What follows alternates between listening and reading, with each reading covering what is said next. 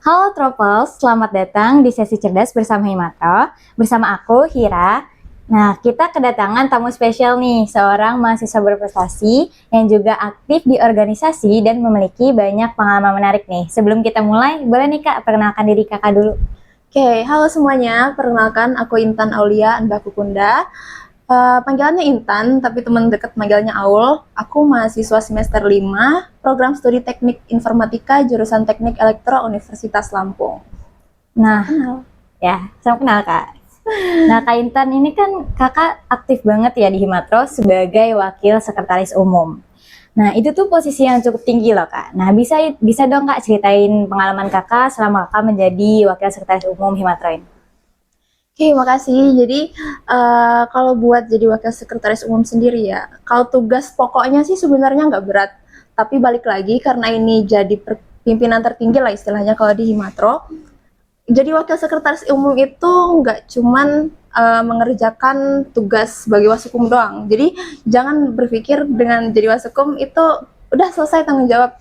Karena di sini aku juga sebagai pengurus harian dan juga sebagai pimpinan juga. Jadi aku di sini harus ngasih figur yang baik, contoh yang baik buat anggota dan juga menstimulasi anggota juga gimana sih biar semangat terus berorganisasi gitu. Nah, ternyata di balik posisi yang cukup tinggi itu tanggung jawabnya bukan sekedar jadi Wakil Sekretaris Umum tuh ya, Kak. Jadi tugas pimpinan tuh ada juga buat mengayomi anggotanya ya, Kak. Pasti banyak banget nih ya kegiatan dan proker yang udah Kakak kerjain atau Kakak dibawahin lah maksudnya. Nah, apa ada proker atau kegiatan yang menurut Kakak tuh berkesan banget buat Kakak selama Kakak jadi Wasekum? Sebenarnya kalau kita jadi pengurus harian ya, kita kan nggak terjun langsung ke anggota. Tapi FYI aku dulu itu menjadi anggota Departemen Pendidikan dan Pengembangan Diri. Ya tepatnya di divisi pendidikan dan aku juga jadi presidium Prokja, salah satu Prokja. Dan menurut aku semua Prokja itu ada plus minusnya sih. Jadi ada tipikal Prokja yang satu hari selesai, tapi ya udah gitu. Euforianya memang kerasa di hari itu. Dan ada juga Prokja yang rutin. Misalnya kalau di Himatro itu kita punya taklim, jadi kita ngajar gitu, ada jadwalnya per hari dari awal periode sampai akhir periode. Sama juga kayak Himatron Sosmed juga kayak gitu. Menurut aku yang paling berkesan itu adalah Prokja yang bikin kita semua anggota ini turun gitu ke dalamnya. Jadi ada di Himatro itu kan kita punya Electrical Engineering in Action. Jadi di situ tuh kita tuh memang benar-benar nggak pandang aku departemen mana, aku siapa gitu. Jadi aku juga walaupun aku jadi wakil sekretaris umum, aku juga jadi panitia di situ. Dan yang jadi koordinatornya itu adalah anggota sendiri. Jadi kayak aku tuh benar-benar kerja dan berbaur yang nggak membedakan apa departemennya. Jadi kayak kita semua tuh merayakan dan berkontribusi di program kerja tersebut gitu. Nah, spill sedikit nih Kak, Electrical Engineering in Action tuh sebenarnya kayak gimana sih kok menurut Kakak bisa membawa euforia yang untuk menyatukan semua anggota Himatro gitu? Ya jadi kan Electrical Engineering in Action itu kan salah satu proja yang paling gede lah ya di Hima. Jadi kayak kalau buat tahun ini sendiri itu tuh tergolongnya tuh proja non departemen. Jadi semua baik itu pengurus dari departemen maupun anggota itu tuh berkontribusi di Electrical Engineering in Action. Nah, kenapa beda dari proja lain? Karena ini tuh nggak dinaungi oleh departemen manapun. Jadi kayak bisa kita lihat juga ketua pelaksananya dari departemen apa, terus sekretarisnya juga dari departemen apa, dan aku juga walaupun aku pengurus harian, aku jadi anggota, aku jadi panitia di situ. Dan kita tuh gimana ya? Kita tuh ngerasa kalau Prokja ini tuh adalah part of Himatro, bukan part of departemen tertentu gitu. Jadi benar-benar membawa nama Himatro gitu ya? Benar, jadi kayak kerasa benar-benar kita tuh sebagai panitia, bukan sebagai anggota, jadi nggak mengkotak-kotakan. Balik lagi, kalau tantangan selama Kakak jadi Wasekum tuh apa? Kalau tantangan sih sebenarnya aku pertama bukan orang yang talkatif sejak lahir. Ya memang sih nggak ada yang talkatif ya dari lahir, karena kita belajar. Tapi mungkin kalau teman-teman dari SMA yang lihat aku sekarang kayak mungkin kerasa kayak wah beda banget gitu. Karena ya emang sebeda itu. Aku dulu, aku yang sekarang ini Aku yang adalah dulu, bukanlah yang sekarang. Iya benar. Jadi aku yang sekarang ini beda, kayak gimana ya? Dibentuk oleh Himatro. ya salah satunya ya Salah Himatro satunya. ya. Eh, Kenapa bisa dibilang gak mudah? Karena aku harus beradaptasi sama apa ya, society pimpinan gitu. Jadi kalau kemarin kan aku sebagai anggota, sekarang aku sebagai pimpinan dan aku harus melakukan tugas-tugas yang sebelumnya itu nggak apa ya, belum pernah aku lakukan. Dan di sini juga aku harus benar-benar unjuk diri lah istilahnya gitu. Dan tantangan lain juga karena kita tuh punya gimana ya, kalau punya jabatan itu otomatis kita harus ngasih hal lebih ya, karena tanggung jawabnya juga semakin besar dan ada yang harus aku korbanin juga gitu, nggak cuman waktu, tenaga, tapi juga apa ya, kemampuan aku untuk ngatur ini tuh harus dilakukan kapan, jadi aku harus memprioritaskan yang mana dulu gitu. Nah, selama jadi Wasukam tuh apa aja sih hal yang baru kakak pelajari nih, terutama dalam hal manajemen organisasi? Mungkin ada pengalaman yang bisa menjadi pelajaran berharga untuk teman-teman buat terjun ke dunia organisasi. Jadi pertama itu aku, karena sekarang aku berada di antara teman-teman rekan-rekan jajaran pimpinan, jadi kayak lebih tahu pandangan apa sih yang mereka lihat.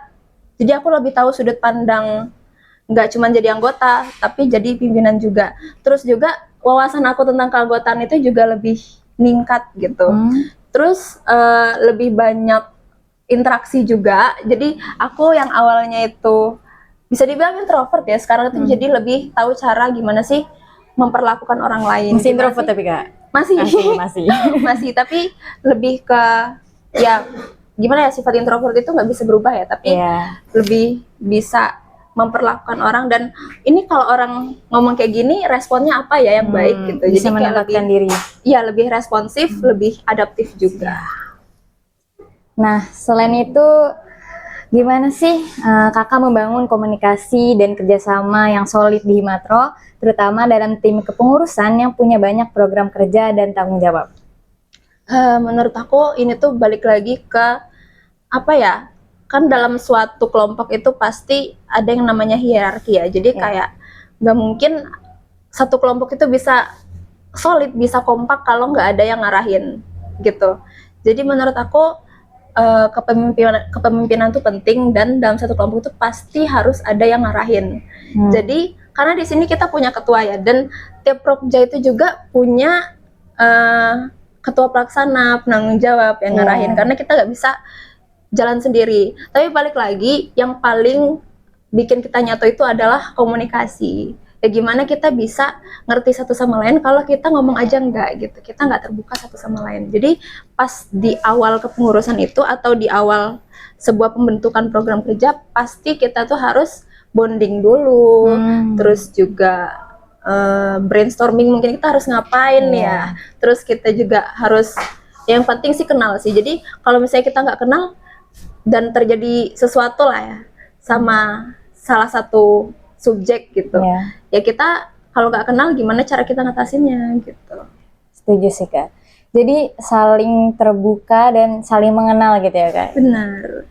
Nah, selain di Himatro kan kakak juga aktif ya sebagai wakil duta baca di Unila. Nah itu tuh keren banget loh kak. Nah ceritain dong kak, gimana kakak bisa jadi wakil duta baca dan apa aja kegiatan yang kakak jalanin sebagai wakil duta baca di Unila? Oke, ini sebenarnya sesederhana aku suka membaca sih. Jadi dari masa mahasiswa baru itu aku suka banget ke perpus, dan katanya sih di perpus itu ada yang namanya komunitas baca, karena aku stalking tuh di Instagramnya kan. Ada nih Instagram komunitas baca gitu. Terus aku cari tahu nih, karena kan aku waktu itu belum masuk Himatro ya, kalau masih mahasiswa baru itu. Jadi aku masih nyari unit kegiatan lain, aku mau ikut apa sih gitu kan. Terus aku nemu komunitas baca dan aku cari tahu gimana sih cara daftarnya. Nah ternyata kalau mau jadi anggota itu kita harus daftar jadi duta baca dulu. Gitu. Jadi aku secara aku bukan orang yang apa ya, performer yang baik. Jadi kayak masa sih aku harus daftar gitu, terus nanti aku harus ngapain gitu kan. Cuman ya akhirnya aku daftar, dan sedikit berharap sama titel itu, cuman aku akui yang waktu itu lolos jadi duta baca itu emang keren banget. Jadi ini fun fact juga, ini memang tahun ini aku jadi wakil duta baca, tapi ini adalah percobaan kedua aku gitu. Jadi tahun lalu tuh aku udah pernah daftar, cuman Pas semester? ya pas semester 3. Jadi waktu itu semester 1 aku cukup nunggu beberapa bulan ya. Jadi kayak pendaftarannya itu 1 tahun kemudian waktu aku semester 3. Nah, aku rasa aku udah cukup mempersiapkan diri untuk itu, tapi ternyata memang ada orang lain yang lebih baik. Akhirnya emang 1 tahun di komunitas baca itu aku jalani sebagai anggota gitu. Cuman waktu itu nggak cuma gimana ya, apa yang kita peroleh sebagai anggota sama sebagai duta itu nggak jauh beda. Jadi tetap ada kegiatan di mana kita itu menyebarkan wawasan atau mensosialisasikan literasi dan budaya membaca ke masyarakat. Bedanya tuh kalau di komunitas baca ya kita sebagai anggota dan salah satu pelopor juga sih. Cuman kalau dalam satu komunitas itu pasti kita harus punya satu kepala. Nah, di situ wakil duta dan wakil duta baca itu adalah peran itu salah satunya sebagai leadernya gitu. Dan juga kalau misalnya ada acara-acara formal, maskotnya itu adalah duta dan wakil duta bacanya. Akhirnya aku daftar lagi. Sebenarnya ini tujuan aku tuh buat daftar di semester 5 tuh untuk extend lagi karena aku suka di sana. Karena ternyata nggak harus jadi duta untuk tetap menyebarkan wawasan literasi gitu. Ternyata tahun ini justru jadi rezeki aku gitu, alhamdulillah. Dan aku dinobatkan menjadi wakil duta baca. Gitu. Keren banget loh Kak. Nah omong-omong kan untuk jadi wakil duta baca tuh nggak mudah ya Kak. Tadi Kakak juga mention nyoba udah 2 kali ya, kan. Betul. Nah, terus apa sih ngomong-ngomong untuk mempromosikan budaya membaca di Unila, di kampus atau di masyarakat tuh sebagai wakil duta baca Unila gimana tuh Kak? Ya jadi tantangan terbesar aku juga karena duta baca ini ada tapi dari tahun ke tahun itu nggak kelihatan gitu. Jadi bisa dilihat juga dari pendaftarnya juga sebenarnya lumayan banyak, ada 40 orangan gitu. Cuman konten-kontennya itu nggak semuanya ternyata sampai ke mahasiswa Unila. Salah satunya contoh temanku sendiri tuh nggak tahu nih ada yang namanya ternyata ada loh komunitas baca di Unila gitu. Yang tahu-tahu aku udah jadi anggota, ternyata masuk gitu. Kok kamu daftarnya kapan gitu kan? Nah, itu salah satu bukti kalau ya emang informasi tentang membaca itu belum sampai ke seluruh kalangan mahasiswa Universitas Lampung. Jadi kami tahun ini tuh mengadakan kepengurusan. Nah, jadi bedanya dari tahun lalu itu kan cuma anggota ya. Jadi ini benar-benar dibuat struktur yang kayak ketuanya siapa, wakilnya siapa, sama di tiap bidang itu apa. Jadi kita tuh ada divisi-divisinya juga. Makanya itu yang salah satu aku cetuskan ketika menjadi wakil duta baca, karena satu kelompok itu nggak bakal bergerak kalau nggak ada leadernya, ya kan? Karena kita nggak tahu arah jadinya. Dan akhirnya kita jalan sendiri-sendiri. Dan makanya itu fungsi dari suatu struktur adalah biar kita tuh semakin erat gitu kan. Makanya tahun ini tuh kita buat kepengurusan. Dan menurut aku itu termasuk berhasil karena kemarin itu juga kita sempat adain program kerja, webinar sebenarnya, karena kita mau start dari yang kecil-kecilan dulu. Ternyata pesertanya itu membludak jadi kayak 100 lebih. Wah, cukup banyak ya, benar. Banyak sih itu. Dan itu membuktikan kalau sebenarnya audiens itu bisa didapat asalkan pelaksananya juga bekerja lebih optimal gitu. Benar. Dengan adanya hierarki tadi ya Kak? Benar. Yang sebelumnya cuma ada leader tapi belum ada bawahnya lagi gitu ya? Benar. Jadi kayak leadernya juga mau ngelit tapi ngelit dalam hal apa nih gitu kan? Gitu. Nah, apa sih yang menurut Kakak menjadi hal paling penting dalam menjalankan program-program yang berhubungan dengan literasi dan budaya baca? Nah, terus apa nih kegiatan yang paling Kakak banggakan di komunitas baca Unila?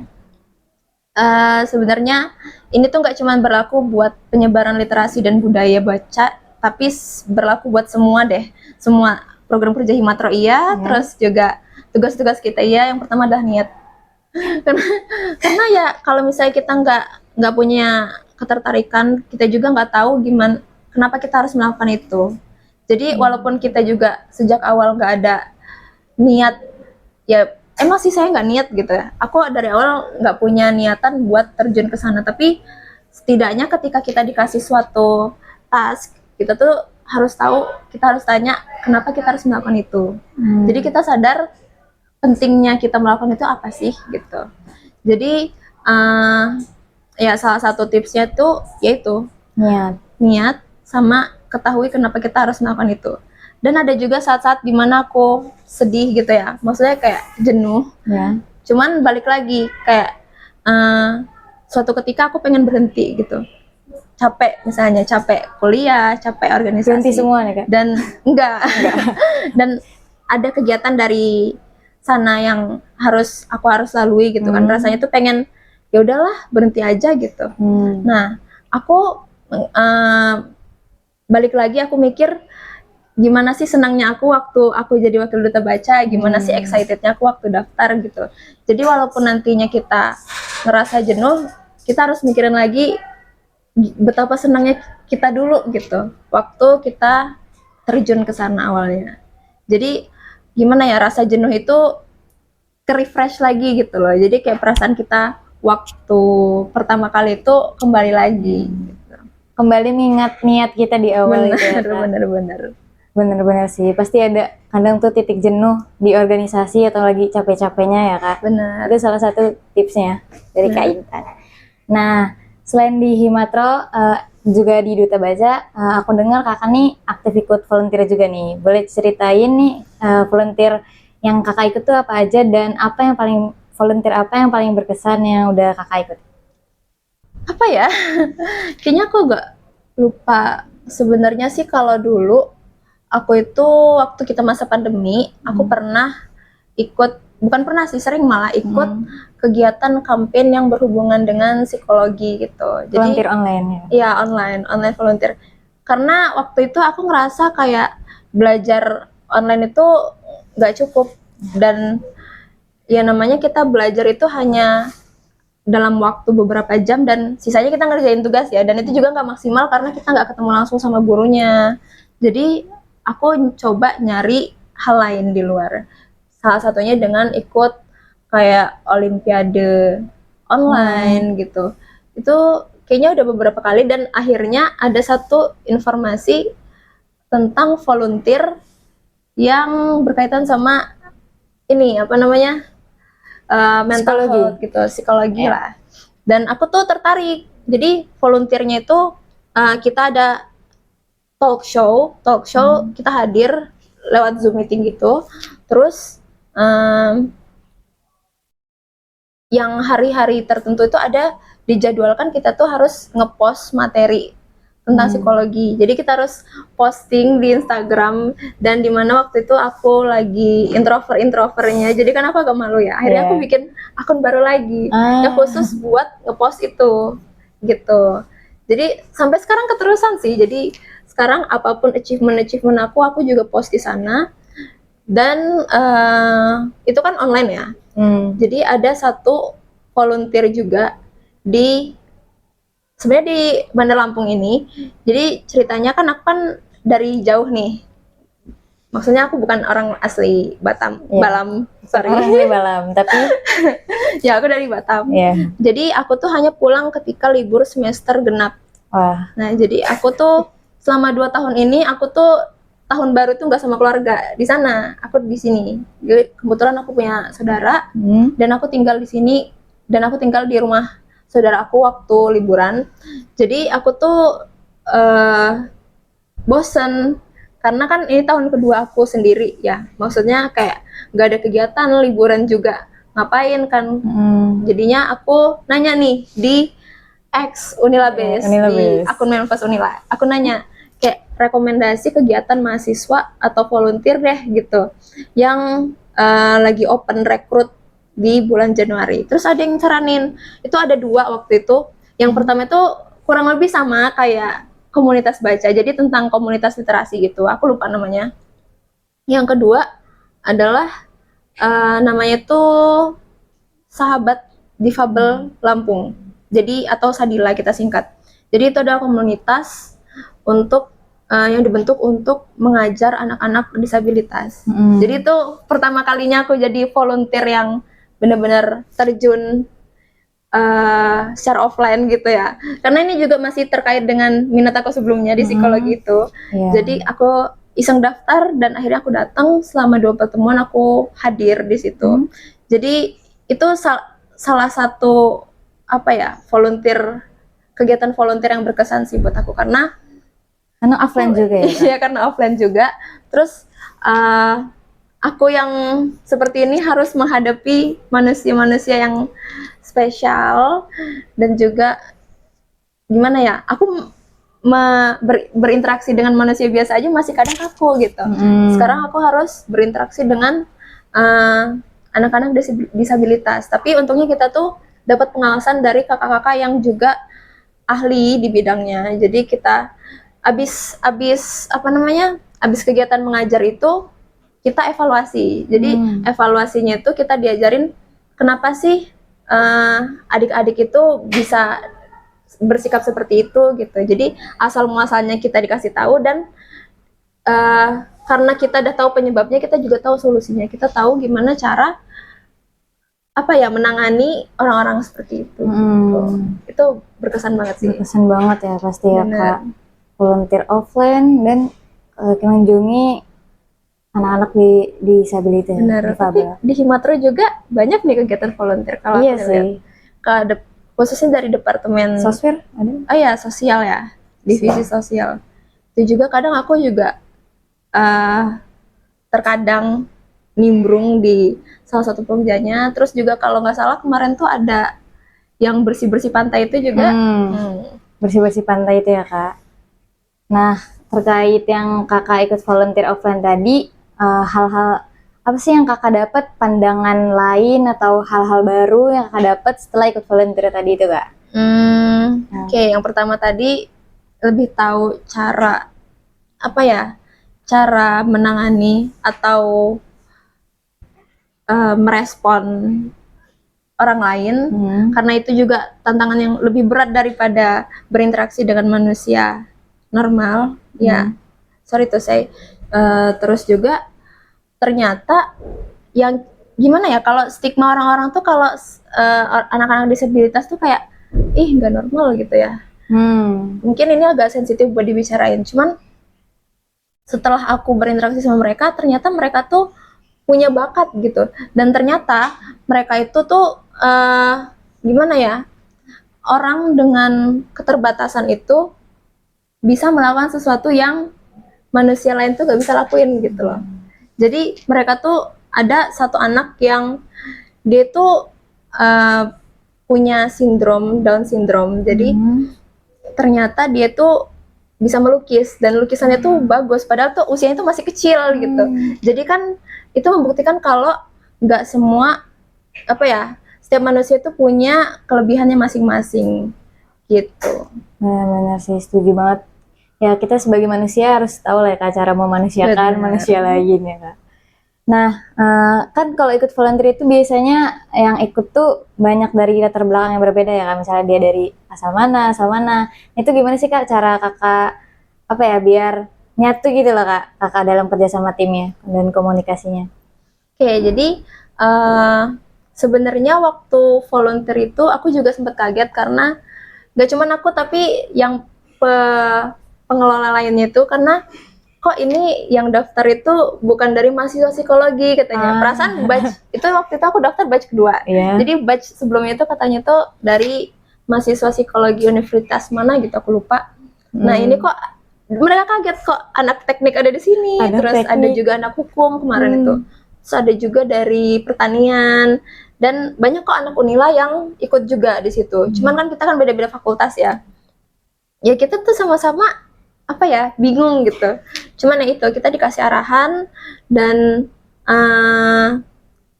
koordinasi sih sebenarnya. Karena kita juga beda-beda, terus melakukan suatu tugas yang ya kita tuh nggak punya basic di situ. Akhirnya gimana cara ngatasinnya adalah dengan koordinasi. Jadi kita bagi tugas, kamu handle yang ini, aku handle yang ini, gitu. Nah, kalau dilihat-lihat kan udah banyak nih Kak, apa kegiatan yang Kakak mulai dari kuliah itu sendiri, organisasi, komunitas, volunteer. Nah, gimana sih tips Kakak, trik supaya kita bisa tetap produktif walaupun banyak gitu kegiatan yang kita ikutin. Buat tips buat juga nih buat teman-teman biar kalau mau aktif organisasi bisa ngikutin tips dari Kakak. Yang paling utama adalah jangan banyak-banyak. Iya benar. Tiga banyak nggak? Tiga banyak sih ya. Banyak ya. Sebenarnya sih tergantung kalian gimana ya. Tergantung kalian tuh mau jadi sosok yang seperti apa dulu sih. Jadi kamu misalnya mau jadi orang yang produktif, mau produktif dengan banyak produk atau banyak kegiatan, tapi ya udah gitu. Kayak nama kamu di mana-mana tapi kamu nggak jadi apapun, atau produktif dengan menetap di satu tempat tapi kamu yang impactnya yang punya impact gede di situ. Jadi kalau aku sendiri ya gitu sih, banyak ya. Terus banyak banget. Sebenarnya kalau aku pribadi pilih yang di satu tempat aja tapi aku merasakan kekeluargaan di tempat tersebut gitu. Jadi ya kan, tips produktifnya adalah ya tetap apa ya, ya berkontribusi tapi jangan melupakan apa yang menjadi prioritas. Jadi ketika kamu join di satu tempat, kamu harus tahu ini tuh nanti mau kamu jadikan prioritas keberapa. Karena kalau kamu cuma daftar untuk dapat namanya itu bakal percuma sih. Jadi pastikan ketika kamu mau mencoba sesuatu yang baru, sesuatu yang kamu pernah coba itu harus kamu komitmenin dulu, biar nggak lepas dari pandangan kamu gitu. Nah, tempat yang tempat yang Kakak fokusin itu apa? Yang pertama ya, kuliah. Iya. Kuliah karena nggak mungkin aku join apapun di sini kalau aku bukan mahasiswa di sini kan. Jadi aku harus berterima kasih nih sama urusan-urusan akademik aku, karena kayak kalau aku nggak kuliah aku nggak bakal join gitu. Benar. Terus yang kedua, kegiatan aku lainnya yang berhubungan dengan akademik kali ya. Itu aku juga salah satu asisten di lab teknik digital. Jadi tanggung jawab aku di sana itu sebagai asisten praktikum yang mengajar siapapun lah yang lagi praktikum di sana. Terus bertanggung jawab untuk merawat dan menjaga fasilitas-fasilitas di lab. Nah, menurut aku ketika itu lagi waktu-waktunya praktikum, itu harus diletakkan di prioritas paling atas setelah akademik sih, karena ya itu nggak cuman menyangkut ke aku tapi ke urusan akademik orang lain juga gitu. Yang selanjutnya ya Himatera sih. karena gimana ya, kayak ini salah satu organisasi yang kayak aku datang ke kampus aja aku ketemu sama orang-orangnya, ya kan. Jadi ya itu sih, baru sisanya baru yang lain-lain. Cuman kalau misalnya nih case-nya tuh di lab lagi nggak ada praktikum, berarti kan otomatis aku bisa meletakkan itu ke prioritas yang di bawah, bisa aku geser gitu kan. Jadi walaupun kita ikut banyak organisasi, komunitas dan lain-lain itu tetap menurut Kakak tipsnya itu prioritasin kuliah dulu ya Kak? Bener. Karena kita bisa join organisasi dan lain-lain itu karena kita awalnya kuliah. Niat awal kita di sini kuliah gitu ya. Bahkan kalau misalnya pun aku kuliah tapi aku nggak di elektro misalnya, aku nggak bisa dong jadi jadi part of Himatera gitu. Iya benar. Jadi part of Hima lain dong. Bener. Oh iya ya. Ya gitu sih. Jadi ya gitu, kayak ketika sebenarnya prioritas itu bukan sesuatu yang kita tentukan dari awal, tapi ya itu dinamis sih. Jadi setiap ada event kita harus tahu ini misalnya nih besok ada event di Hima, dan aku punya tanggung jawab, maka ya tanggung jawab itu yang harus aku geser ke paling atas gitu. Jadi nggak semata-mata yang akademik itu bisa, memang prioritas pertama aku ada akademik ya. Cuman kalau misalnya jam aku lagi kosong di hari itu, di jam itu dan di detik itu, sedangkan aku punya urusan lain, mungkin di organisasi yang lebih urgent, maka aku menggeser prioritas organisasi itu jadi yang pertama untuk hari itu dan saat itu ya, bukan untuk sehari-harinya gitu. Dapat insight baru nih dari kakak. Jadi prioritas tuh bukan yang stuck selalu dia di atas, tapi bisa juga kita modifikasi sesuai hari-hari dan waktu-waktu yang luang yang kita punya gitu ya kak. Bener. Sebenarnya banyaknya kegiatan yang aku ikutin juga itu sih yang ngajarin aku gimana caranya ngatur waktu dan paling penting sih ngatur prioritas ya. Jadi ya gitu, dengan waktu yang sedikit tapi kegiatan yang banyak, to-do list yang banyak, gimana caranya kita nyusun itu biar jadi apa ya, biar selesai semua dalam satu hari. Nah itu kak strateginya. Saya penasaran strategi kakak, apa punya strategi khusus buat ngatur antara kuliah, organisasi dan lain-lain itu kak? Kayaknya aku nggak punya strategi yang tertulis atau gimana, karena aku benar-benar yang fleksibel aja, karena ini FYI juga aku lagi studi independen sekarang. Jadi jam belajarku bukan agak ya, lebih fleksibel dari mata kuliah reguler. Tapi kalau misalnya kita lagi kuliah reguler gitu, menurut aku ya tetap kuliah yang pertama. Dan di jam-jam itu sesuai jadwal ya kita harus tetap kuliah gitu maksudnya. Jadi kalau kita punya urusan lain ya kita tempatkan itu di jam-jam yang bukan kuliah gitu kan. Terus kalau misalnya kan kerjaan aku banyak nih, maksudnya kegiatan aku banyak ya. Iya, pasti. Ya pasti kan aku join itu waktu lagi kosong gitu. Kalau misalnya pun ada tugas, kayak kan banyak nih, mungkin teman-teman juga yang kadang tuh struggle-nya itu kayak aku ada tugas tapi aku juga punya tanggung jawab di Hima.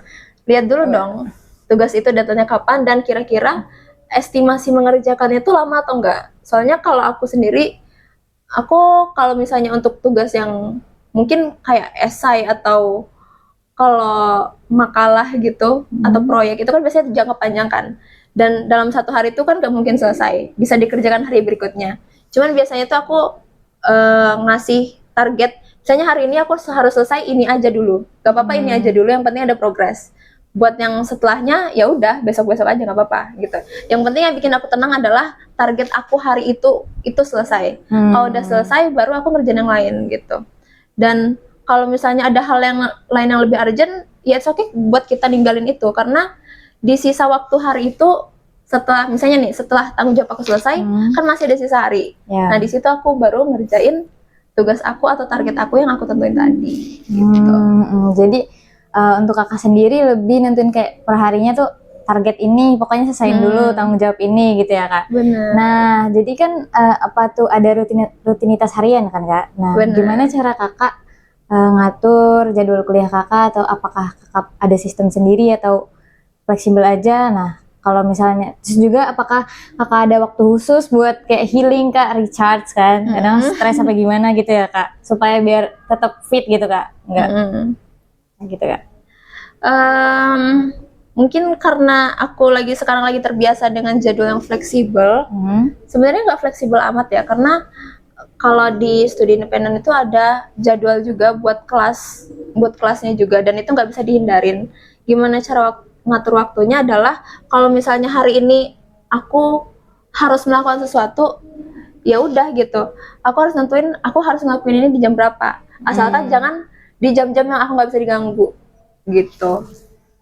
Apa lagi? Nah itu kakak pakai aplikasi atau ya udah di kepala kakak aja gitu? Soalnya jam segini ngerjain ini. Nah itu gimana kak? Kalau aku dari awal tuh suka nyatet, jadi aku ada binder buat nyatet to-do list. Jadi hari ini tanggal segini harus selesai ini gitu kan. Cuman karena aku kalau di stupen aku yang sekarang itu dia tuh sekarang pakai Google Calendar. Jadi apa-apa tuh aku jadi lupa caranya nulis gitu loh. Jadi karena semuanya tuh udah yang auto lewat HP ataupun laptop di Google Calendar. Akhirnya dengan apa ya? Aku tuh akhirnya nggak nulis lagi, cuman ngetik di HP. Jadi segala jadwal apapun juga aku move ke HP. Gitu. Jadi nggak mungkin kalau tampilan di Google Calendar kan agak bosan dan aku tuh suka jenuh kadang kan ngelihat tampilannya dan aku nggak seneng. Akhirnya aku pakai aplikasi lain buat ya udah buat planner ya study planner lah, kita harus selesai jam berapa. Buat to-do list itu Kak? Bener. Tapi biasa di to-do list itu Kakak kasih waktu sekian-sekian gitu Kak? Kalau aku sih pasang alarm. Jadi pasang alarm itu misalnya jam apa ya, jam 12 itu nyusun arsip gitu.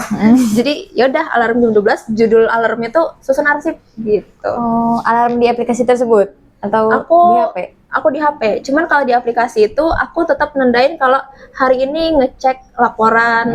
Terus kalau besok ada rapat gitu, tetap aku tulis gitu. Nah, kan Kakak banyak nih kegiatannya ya Kak. Pasti nggak tahu ya Kakak nih pernah nggak sih merasa capek dan kewalahan. Nah, itu gimana sih Kak? Kakak menjaga keseimbangan antara tugas-tugas yang menumpuk, tugas tanggung jawab di organisasi, di komunitas. Nah, itu gimana Kak? Biar Kakak nggak stres, gak burn out ya istilahnya sekarang tuh. Ya sebenarnya stres itu manusiawi. Jadi manusia manapun ya kalau dikasih tekanan ya pasti stres, termasuk aku juga. Jadi kalau aku sih apa ya? Aku pernah stres gak ya? Gak pernah nih kayaknya. Pernah. Cuman ya kalau stres itu berarti harus ada, berarti kan emang lagi nyangkut ya. Maksudnya kayak ibarat itu ada antrian di otak kita yang harus kita pikirin, ya kan? Dan itu saking banyaknya antrian itu ya udah gitu numpuk, jadi macet salurannya di otak. Jadi kita yang bikin kita tuh stres. Jadi gimana solusinya ya kita kurangin biar lancar. Kan kalau misalnya saluran mampet berarti harus ada yang kita ambil kan. Nah itu juga harus ada yang aku remove di saluran pikiran aku. Ibaratnya kayak gitu. Jadi kalau misalnya itu hebatnya berorganisasi ya. Karena kita tuh di situ tuh nggak berdiri sendiri. Jadi kalau misalnya aku ada stres atau tekanan akademik, urusan organisasi itu bisa aku pindah ke partner aku gitu, partner maupun rekan-rekan yang ada di pengurus harian ya. Kalau aku mungkin kalau aku di departemen ya bisa aku lempar ke rekan-rekan departemen aku gitu. Makanya kalau misalnya aku lagi jenuh, lagi apa ya, secapek itu misalnya, tapi aku harus ngerjain sesuatu dan aku juga punya tanggung jawab nih di tempat lain, yaitu aku harus gimana caranya aku mengkoordinasikan itu ke orang lain biar orang lain itu bisa bantu aku. Makanya sejak awal kenapa pentingnya komunikasi itu biar kita tuh sama-sama tahu. Jadi biar kita sama-sama ngerti gitu. Gitu sih. Tapi kalau Kakak burn out gimana tuh Kak? Kalau aku burn out, sebenarnya kalau tanda-tanda aku burn out itu aku lebih apa ya?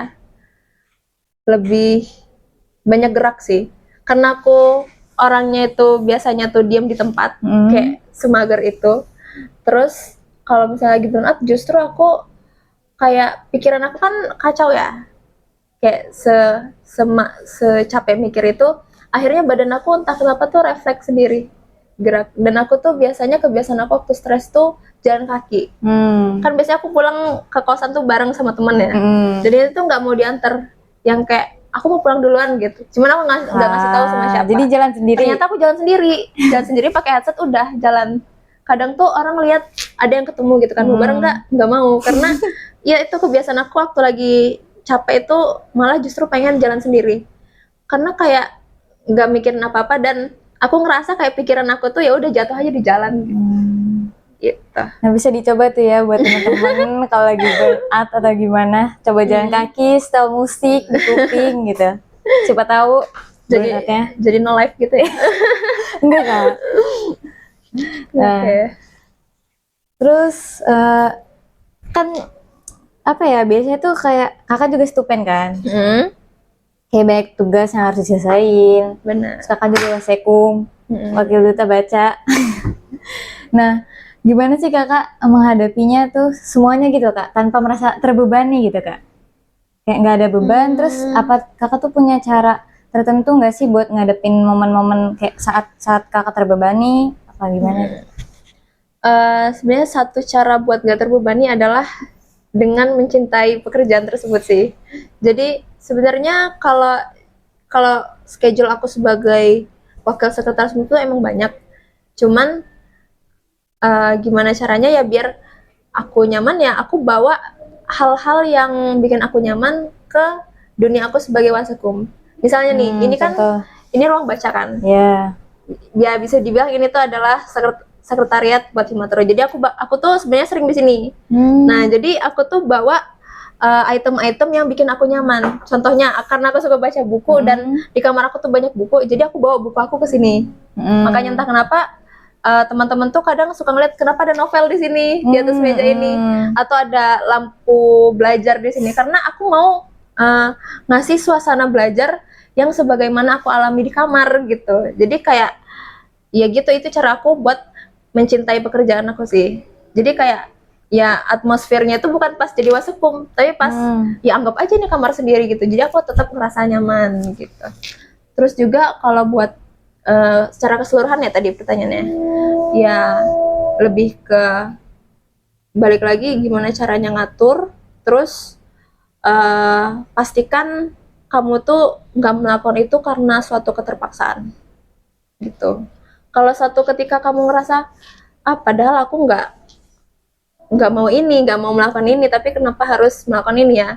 Itu makanya dari tadi aku bilang kenali dulu kenapa kamu harus melakukan itu, walaupun kamu nggak pengen.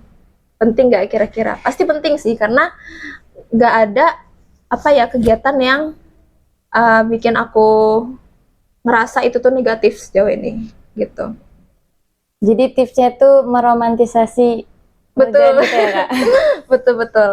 Karena aku juga menghias ruang kerjaku ini dengan sesuatu yang, karena aku suka warna pink ya, jadi kayak aku naruh bundle pink di sini atau binder pink di sini, terus novel-novel, jadi yang ngerasa semua tekanan aku tuh ya udah gitu, itu bagian dari hidup gitu. Nah, terkait tadi kan kakak mention novel. Nah, kakak sempet gak sih kayak, harusnya sempet sih kalau udah naruh novel di sini, kayak menjalankan hobi di sela-sela kayak mungkin banyak tuh tulis yang hari itu yang harus kakak kerjain. Sempet gak sih ada waktu luang buat kakak menjalankan hobi kakak gitu? Baca? Enggak, jujur, karena aku kayaknya udah lama gak baca novel deh. Jadi walaupun aku buat novel bukan berarti aku baca novel. Cuman kayak mau apa ya? Ya aku suka baca novel dan di situ ada novel, tapi karena aku masih tahu prioritas ya. Maksudnya dalam waktu-waktu seperti ini tuh bukan waktu yang tepat untuk aku membaca novel dan bersantai, karena aku rasa akan lebih menguntungkan kalau aku mengerjakan tugasku dulu. Emang bikin tenang tapi nggak menguntungkan ya kan? Tenang sementara. Ya, bener. Jadi sebenarnya aku ngeliat novel itu ya buat ngehibur aku aja gitu. Jadi gimana caranya biar aku nyaman? Ya taruh hal yang aku suka di hal yang aku nggak nyaman gitu. Gitu. Jadi apakah jadinya ada aspek yang kakak korbanin nih buat ikutin banyak kegiatan ini? Apa gimana kak? Ada sih. Tentu aja karena kita tuh mengerahkan waktu, tenaga, tempat, dan jam tidur tentunya. Karena ya itu dia, kalau kita mau, karena aku di sini sejak awal berani buat ngambil tanggung jawab, otomatis aku juga harus berani buat keluar lebih gitu. Ya apapun resikonya, walaupun nanti ada hal-hal yang menurut aku ya ini merugikan aku mungkin dengan kekurangan jam tidur, tapi kan itu sejak awal adalah komitmen yang aku tetapkan gitu. Jadi ya udah sebentar lagi kok selesainya gitu. Aku selalu menanamkan itu walaupun Sebentar jujur itu masih lama. Cuma sugesti aja ya kak? Benar. Sebentar lagi. Benar. Terus juga ya itu sih. Kalau sejak awal kalau kamu mau jadi figur yang apa ya, ada di banyak tempat tapi tidak menjadi apa-apa, ya konsekuensinya kamu ya udah bakal jadi anggota aja dimanapun. Tapi kalau kamu mau all in, ya maka jadi all in lah, tapi berkomitmen apapun yang terjadi. Ya itu, kalau kamu mau jadi seperti ini, kamu bakal kehilangan waktu, jam tidur, dan segala aktivitas lain yang mungkin kamu mau melakukan itu dengan santai, tapi ya udah karena kamu udah komitmen sejak awal gitu. Dan itu nggak bakal luput sampai itu selesai. Nah, berarti jadi mahasiswa berprestasi, ikut organisasi, komunitas, volunteer, bisa nggak? Berarti kuliah itu nggak berantakan, bisa ya Kak? Bisa, karena nah kita juga kalau mau, ini tambahan dari aku ya, kalau mau ikut itu akan mengikuti kegiatan itu tuh bukan yang satu periode tuh terlaksana secara bersamaan. Jadi menjadi wakil duta baca dengan menjadi wakil sekretaris umum itu bukan yang sama-sama start dari awal Januari atau ya start dari awal Januari dan sama-sama berakhir di akhir Desember tuh enggak. Karena kegiatan itu tuh aku udah pastiin dulu kalau misalnya jadi wakil duta baca itu kegiatannya apakah sesibuk menjadi anggota Himatro gitu. Jadi kalau bakal sesibuk itu sejak awal aku nggak daftar. Karena justru karena aku tahu itu nggak bakal menyita waktu aku sebagaimana biasanya, jadi makanya aku daftar. Karena aku tahu itu tuh event-event yang terlaksana itu juga nggak yang setiap hari terlaksana, pasti ada periode-periodenya gitu. Dan juga volunteer itu, aku join volunteer itu atas dasar gabut atau bosen. Jadi aku daftar liburan itu ya Kak? benar. Jadi tahu kapan dan di mana kita harus memilih itu sih. Gitu. Apa ya Kak? Tahu kapabilitas diri mungkin ya Kak? Benar. Balik Ya, lagi gitu. ke prioritas. Dan kita mau jadi orang yang all in di satu organisasi atau ya kita cuma jadi anggota di banyak tempat gitu ya Kak? Nah, seru banget ya Kak obrolan kita kali ini. Udah banyak yang kita omongin, mulai dari Kakak sebagai wasekum, sebagai wakil duta baca, ikut volunteer, dan lain-lain. Nah, ada nggak sih nih Kak pesan atau motivasi buat teman-teman nih yang nonton, buat saya juga. Nih, mungkin ada tips yang bisa Kakak sampaikan agar mereka tuh tetap semangat dan terus maju meski tantangan di kuliah itu banyak. Yang pasti itu jangan nunda waktu. Karena apapun kesibukan, mau kita luang ataupun mau kita sibuk, kalau misalnya kita nggak bisa ngeluangin waktu, maka itu akan terbuang sia-sia sih. Gitu. Jadi sama jangan menyerah juga, karena tadi aku sempat mention kayak ini adalah percobaan kedua aku untuk daftar jadi wakil duta baca. Sebenarnya ya gitu sih. Jadi kayak nggak ada sesuatu yang dikatakan gagal, karena bahkan bunga pun punya waktu masing-masing untuk mekar gitu. Cakep. Nah, jadi dia balik lagi ke apakah tadi? Apa tadi? Jangan patah semangat dan jangan menunda-nunda waktu. Ya, jangan menunda waktu. Ya, itu teropos inget ya. Pertama, jangan menunda waktu. Terus yang kedua, jangan pantang menyerah. Dan pantang menyerah. Tolong diinget ya, dua kata itu. Nah, betul. Gak kerasa ya, udah habis aja waktu sesi cerdas kita kali ini bersama Kak Intan. Sangat menginspirasi, makasih ya Kak Intan. Nah, kalau kalian suka sama konten sesi cerdas Himatro kali ini, boleh ya klik tombol subscribe di bawah. Jangan lupa subscribe YouTube kita. Tunggu next konten selanjutnya buat bersama narasumber yang gak kalah menarik juga. Aku Lutfia Fakira, pamit undur diri. Tunggu next sharing session selanjutnya. See you!